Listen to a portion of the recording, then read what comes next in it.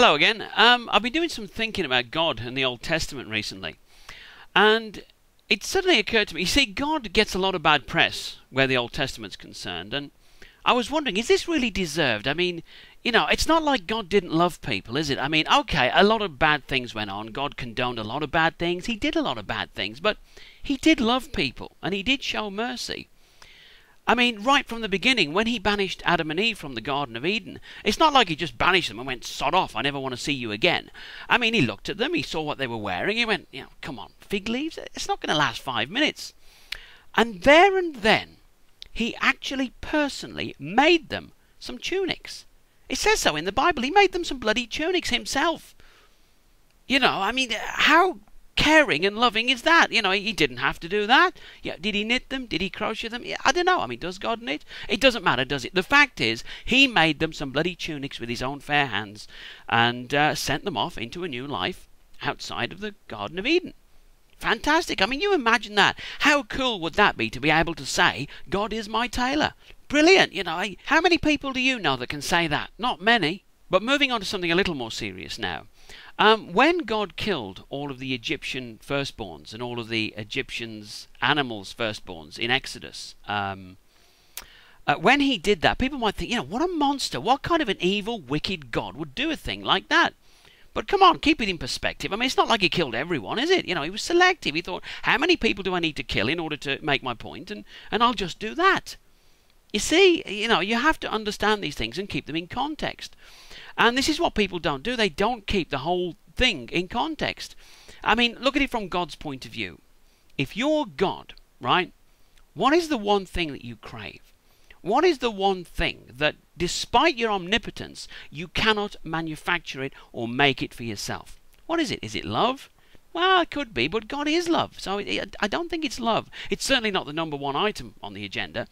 The number one item for me is glory and glorification. This is the one thing that has to be freely given to you. You can't make this. You can't manufacture this. Well, you can. It just takes a lot of death and a lot of killing, but and a lot of planning. But we'll come back to that. The fact is, God was getting precious little glory in Exodus. He could glorify himself if he wanted to and say, I am so wonderful and everything. But that's not the same thing. That's just bragging. So, God was getting really, well, nothing. I mean, the Israelites thought he was a twat. The Egyptians have got their own gods, many of their own gods. And so what do? What is a God to do? So what he does, he goes to Moses, and he says to Moses, Moses, I want you to go and see the Pharaoh. All right, you want me to go and see Pharaoh, oh shit, I'm normally good with names. No, it's gone. You're going to have to tell me, Lord. What's his name? Don't get fucking smart with me. Just go and see the bloody Pharaoh, all right? I wasn't getting smart with you. I realise it's your old age. You forget things. It'll probably come back to you by the time we come to write the Torah. Just go and see that bloody Pharaoh. And when you get there, I want you to tell him to let the Hebrew Israelite slaves free. Right? And if he doesn't let them free, there's going to be bloody hell to pay. There's going to be plagues and all sorts. Oh, by the way, don't be surprised if he doesn't actually let them free, because basically I'm going to make sure he doesn't let them free. Okay, it's what I've decided to do. I'm going to harden his heart against you.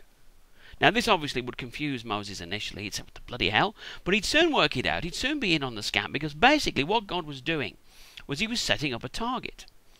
You see, he didn't want the Pharaoh to let the slaves free. There's no glory in that. What's the point of having a gun if you've got nobody to shoot? You need a target, you see. So God wanted to show off his marksmanship, so to speak. And so what he did, he sets up this target. He doesn't actually want the Pharaoh to comply, because he needs somebody to punish. So he can then punish the Pharaoh, a show of strength, kill the Egyptians. The slaves are free. God gets his glory, and everybody's happy. Well, except for all of the dead Egyptians, obviously. But you can't please everybody. And that's how it went. Now, if you move on further on to, much further on actually, to the time of King David. I mean, there was a period of time when King David was a real twat. I mean, he acted like an absolute arse. And God would have been well within his rights to kill him. But did he kill him? I don't think so. He just sent him a warning by killing his week-old baby son. Yeah, he's only a week old. He's not going to know anything about it. So you kill the baby, and in effect, it's like saying to David, come on, pull your socks up, because if you don't, that dead baby corpse over there, that could be you, So it's just a warning. And this is how it was in the Old Testament. And frankly, I think that's as much as I can stomach for one day. Anyway, thanks for watching, and I'll see you again soon. Bye for now.